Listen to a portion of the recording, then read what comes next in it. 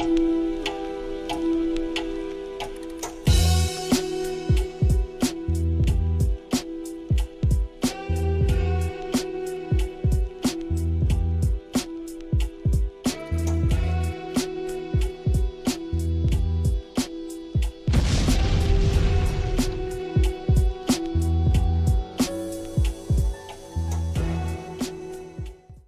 happens after marriage. That's why you can have people before marriage claim they in love, get married, and get divorced. Because you're trying to find love when you should get compatibility. Adam didn't have love for Eve, but he had compatibility. What is compatibility? Compatibility is when both parties in the relationship can meet each other's needs. When Adam woke up, he saw Eve and said, she got what I need.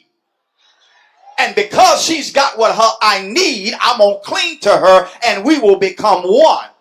Love, watch this, is the responsibility of the covenant. If it happens before the covenant, it happens before the covenant because folk are doing covenant things.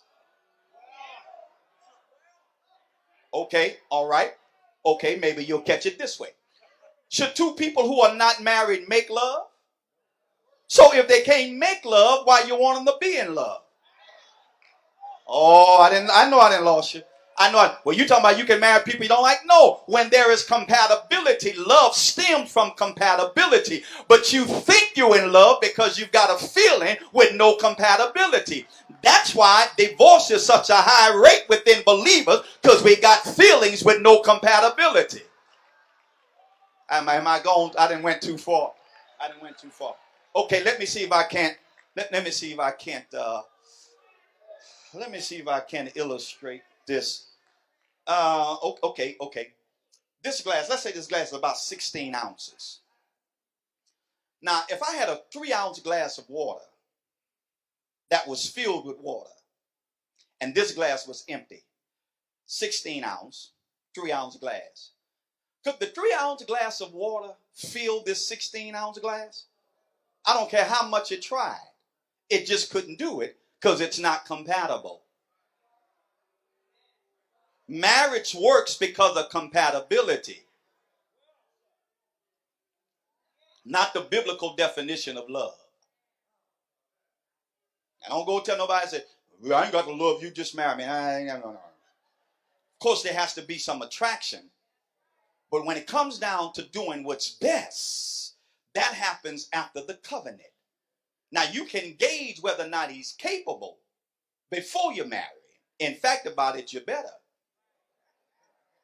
Because if he ain't capable of meeting your needs, I don't care how much you think you love him, you're going to want to hurt him once you get married to him. So 1 year, watch this. She has a body. She has a soul. She has a spirit. His job every day, according to Peter when he says Leah, is to interact with her physically, spiritually, and mentally. Every day, if he's going to do what's best for her, he's got to learn what's best for her, and he can't learn what's best for her if he don't learn her. So that means he's got to interact with her physically. Now, physically is not always sexually. Physically means, watch this, when he talks about interact, embracing. He has a responsibility every day to embrace her some shape, form, or fashion physically.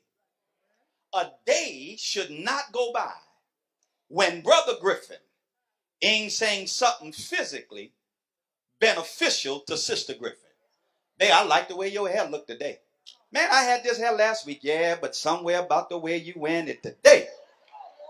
Every day, something physical, from a hug to a kiss. Are you listening to what I'm saying to you? Can I tell you one of the things that hurts our families? One of the things that, and this is one of the things, watch this, that you all are noted for across the country as a ministry, that you all are some of the most huggingest and kissingest people on the planet. Just my executive pastor was here the other day, Sister Joshua, and she told me when we got back to the hotel, she called me. She said, I enjoyed myself. I said, yeah. She said, yeah. She said, I see where you get it from. Get what? All of this hugging and kissing. Why? Because affection affirms. Affection affirms. Repeat after me. Say, affection affirms. So every day he has to do something interacting with her physically. Affirm her physically. Watch this now. Not only physically, but he has to do it mentally. That means there has to be some conversation, some intellect exchange. That's where the talking piece comes at. And every day, Brother Griffin has got to interact with Sister Griffin mentally. There's got to be some communication. Making any sense to you? But not only physically, mentally, but also spiritually. Every day. If he's living with her, he has got to make some interaction spiritual. I teach the men at Word Assembly, those who are married and those who are engaged, headed to marriage. I say that day should not go by when you don't pray with your lady.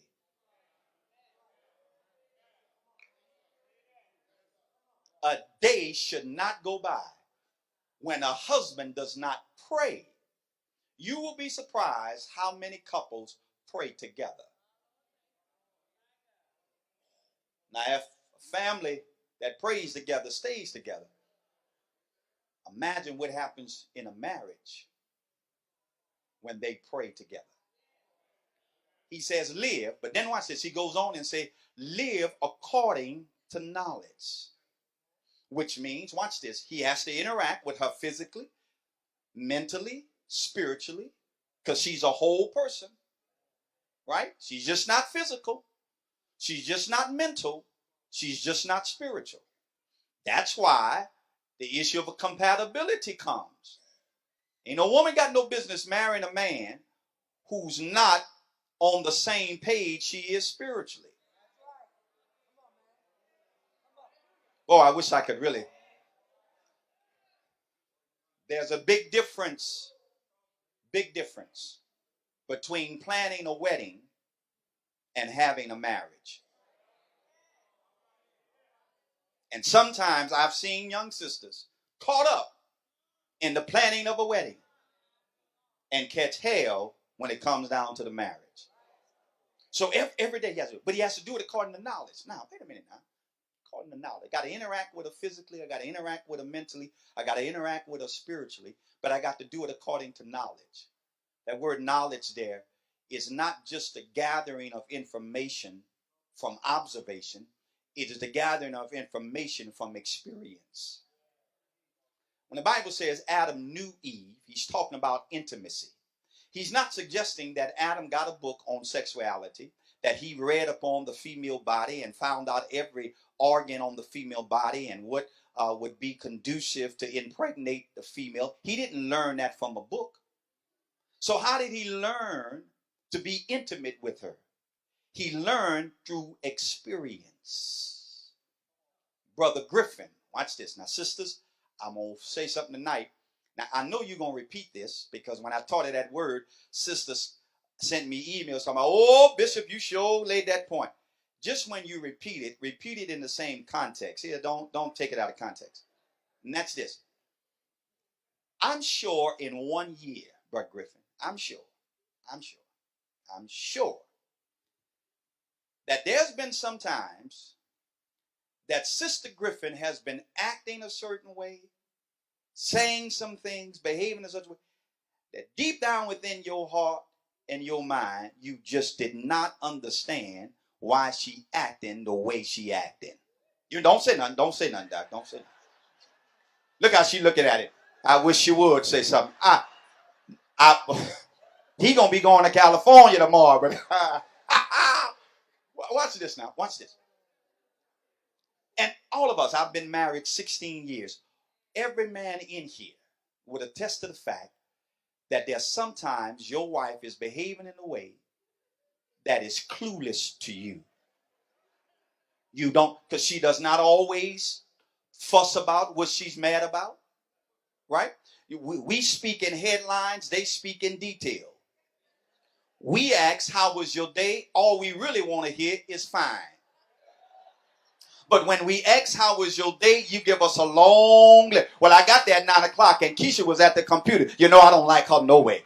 She don't like me. I don't like her. But I went on throughout did my work. She stood out my way. And you got all you asked was one question. Watch this. Here it is. Here's the point. Peter says, if you interact with her physically, mentally, and spiritually every day, you will never be a mind reader, but you ought to be a mate reader. You ought to be able to know when she says good morning, what kind of mood she's in. The husband will never be a mind reader, but he has to be a mate reader. My wife called me today. We're transitioning our kids out of one private school to another private school. And the private school we're transitioning them out of, or rather into, is a very pricey private school. Very pricey private school. I mean, almost college tuition pricey. Now, I've done some legwork on the school, right? Didn't say anything to the missus, but I've done some legwork. Talking about mate reader. She calls me today, and she says, babe, how you doing? I said, I'm doing fine, sweetie, how you? Oh, good. What you doing? I said, I'm eating me a cheeseburger po' boy from Jean. She said, I knew you was going to go to Jean's. She said, I was just calling to tell you I sure appreciate everything you do for the family. But because I'm a mate reader, I know that calling and asking me or telling me she appreciate everything I do for the family meant some money. Oh, come on here, y'all. And so she began to talk. So now my antennas go up. How much this conversation gonna cost? And she began to explain such and such and such. And I'm just listening. But because I'm a mate reader, I know the outcome is she's about to ask me for some money. Making any sense to you? So I'm not thrown off. I ain't been, every time you call me, you ask me about some money. You know I'm going on the road trying to get ready to preach to God's people. Going on with all that. No. I'm a mate reader. So when she finishes, I say, how much is it going to cost? And she tells me, every man, as he interacts physically, mentally, spiritually, he learns his, if I could say this in a loving way, he learns his woman. And you can walk in the house. Hey, babe, how you doing? I'm doing all right, me. You know that means something. Because he's a mate reader. Making any sense to you? And watch this now. Watch this, and I'm finished. Brother Griffin has to learn, Sister Griffin. Sisters, here's where the challenge comes. As he's becoming a mate reader, you have to be honest with him when things about your makeup changes.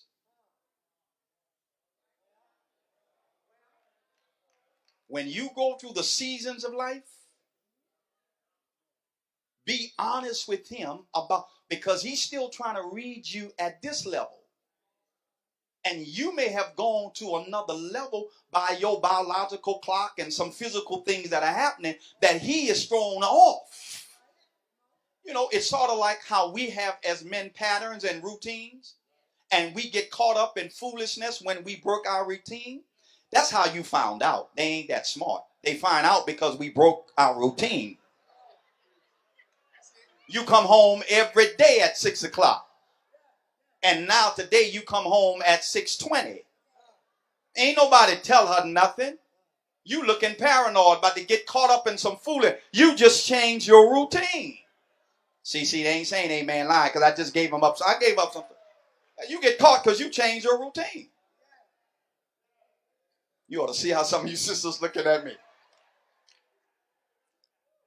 live interacting with her every day, physically.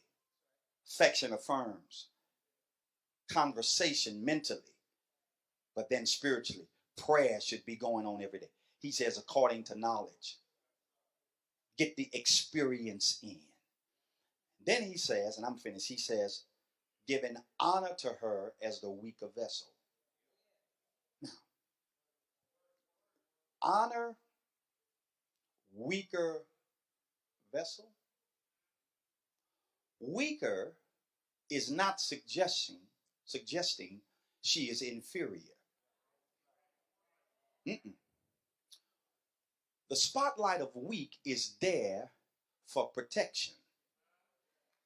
When he says honor her as the weaker vessel, he literally means your responsibility, if you're going to do what's best for her, you've got to protect her. But now remember, she's just more than physical. You just can't protect her physical. We can do that. Put her in the house away from crime, buy a gun, take her to the gun range, let her shoot. And man, my wife saw you and Lisa at that gun range and saw Lisa holding that big rifle and said, babe, I want to learn to do that. I said, no, no. Because my wife from that ninth ward, she made, something made flip and you used it. I come in there one night, you think, pow! Yeah, you didn't shot me. Oh, I'm sorry, babe, I didn't know. So we know how to protect them physically. Stay with me now. We know how to protect them physically. But as a husband, I'm also to protect her mentally. Are you ready? What's going on?